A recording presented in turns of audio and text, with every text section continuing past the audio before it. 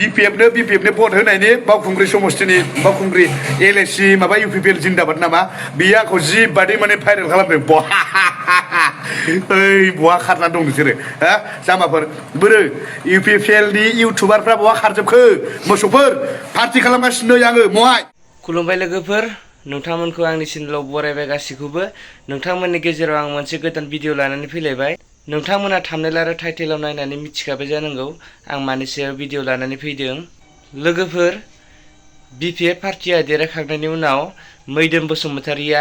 UPPL पार्टिनि इउटुबारफोरखौ माने माखासे खोथा भिडिअनि गेजेरजों बुंदों आरोना बेखौनो खोन्थालांनो होननानै आं भिडिअ बानायनाय जादों होमबा लोगोफोर नोंथांमोना भिडिअखौ जोबजासिम नायलांदो आरोना BPF भट होनायनि बावखुंग्रि समस्तिनि बावखुंग्रि LSC माबा UPPL जिंदाबाद नामा बियो आंखौ जि बादि माने भाइरेल खालामदों ओइ बहा खारना दं नोंसोरो हा जामाफोर बोरो UPPL नि इउटुबारफ्रा बहा खारजोबखो मोसौफोर पार्टि खालामगासिनो आङो महाय नैबे जाहैबाय UPPL नि नै आदाया जाहैबाय नाय नैबे जाहैबाय UPPL नि नैबे आदाया UPPL नि लाइटआ मोजां नुवाखै ट्रेक्टरनि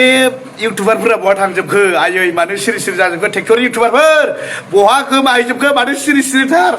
बावखुंग्रि समस्तियावबो बिराद मोजां इउटुबारफोर दंमोन बावखुंग्रि LSC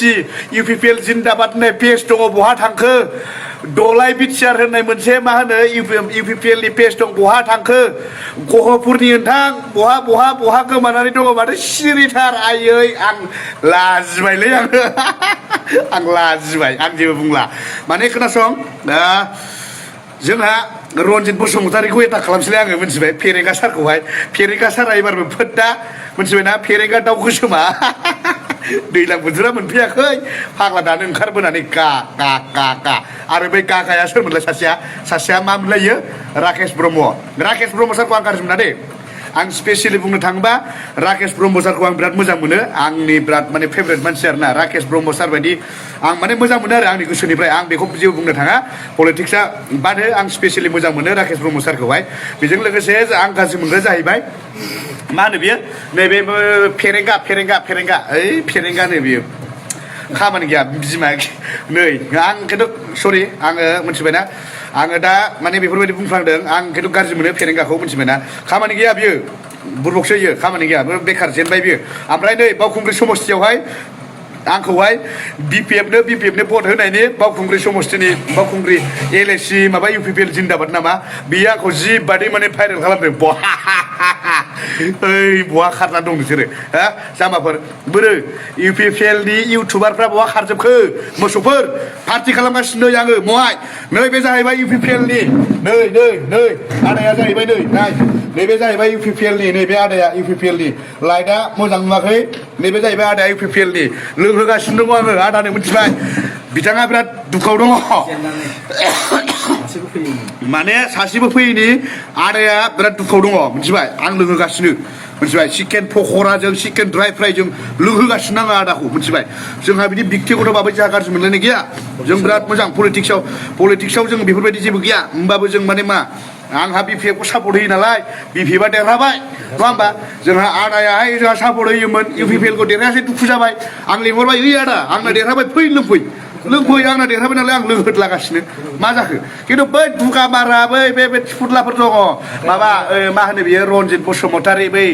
देरहाखागोन 15थायाव फैगोननो थु नोंसोरो मोसौफोर आरो बै इउटुबारफ्रा मामोनलाय आसि दासुना लागोन होनग्रा सोरमोनलाय गहपुरना आसोला आसि दासुना लागोनलाय दिपेन बर'आलाय देरहागोन एफा मोजां माहारियारि आफादाव थानानै सनमान मोनबोदोंमोन फैनानै मा जाफैखो लयला गाबोननिफ्राय हालेवदो दैज्लां बोथोर मोनफैबाय गाबोन हालेव दैज्लां बोथोर मोनफैखाबाय दुब्लिबारियाव हालेवबाय थादो गाबोननिफ्राय माथो खामानि दंबावो गैला जेबो प्रमद बर' साराबो फोद्दा प्रमद बर' सारखौ बारा आं जेबो होनो थाङा बारो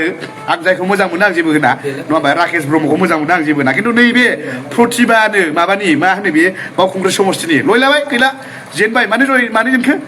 BTC इलेक्सनावबो जेनखादोंमोन बै समावहाय फोद्दा आरो एबारबो फोद्दा आरो नै दाबो फोद्दा आरो रनजित बसुमतारि बावखुंग्रि समस्तियाव फोद्दा आरो ओरैजाय गावनि सिडनि समाव फोद्दा मा जाखो लासिं हालेवजोबदो दैज्लां बोथोर मोनफैखाबाय लाजिनाङालै सारमोन लाजिनाङा हालेव मिथिबाय नांगोलजों हालेव ट्रेक्टरजों नङा सालाफोर ट्रेक्टरजों नङा नांगोलजों हालेव एबारनिफ्राय दैज्लां बोथोर मोनफैबाय जोंहा आदा जाहाजों गोजोन लादों जोङो नै माने जोंहा आदा दङ आदा ट्रेक्टरनि आं नांगोलनि आं लोगोगासिनो नङा होमबा आदा जोंहा फ्रि माइन्डनि मानसि जोङो पलिटिक्सआवल' गाज्रि जों माने बेंगलाव जोङो मोनसे खोथाखौ बेंगलाव जों दाख्लै बिजेपिनि जानानै प्रसार खालामनो थांदोंमोन ना बेंगलाव देरहाबाय नामा बावसो जों UPPL आरो मा BPF ओमफ्राय जों बेंगलाव बिजेपि हाबो नैबे ट्रेक्टरनि आं नांगोलनि बिजेपिनि जानानै होहैबाय नै दा बिजेपि दा बेंगलावबो जों थानायाव ना मा होनो आदा फाग्ला दे हालेवलायजोबदो गासिबो एबारावहाय नांगोलजों हालेव खिन्थु मोसौ मानै लादो नांगोलजों हालेव दे ट्रेक्टरनि ओइ माबाफोर इउटुबारफोर दे गाबोननिफ्राय का का का दाहोन फैफैजायो आरो ससियेल मिडियाआव फाग्लाफोर लासिं सिं दै मोनलोंला जोबनानै लाजियो आङो थै होमबा लोगोफोर नोंथांमोनाथ' भिडिअखौ नायलांजोब्बाय नङा होमबा दा नोंथांमोना बे भिडिअखौ नायनानै नोंथांनि गोसोआव मा साननाय फैदों नोंथाङा मा कमेन्ट खालामनो सानदों खालामहरबानो जाबाय आरो भिडिअखौ लाइक शेयार खालामनायजों लोगोसे चेनेलखौ साबस्क्राइब खालामना होदो लोगोफोर आरो आसा खालामो नोंथांमोना थाबैनो आंनि चेनेलखौ 10K साबस्क्राइबार खालामना होगोन होननानै गोजोन्थों।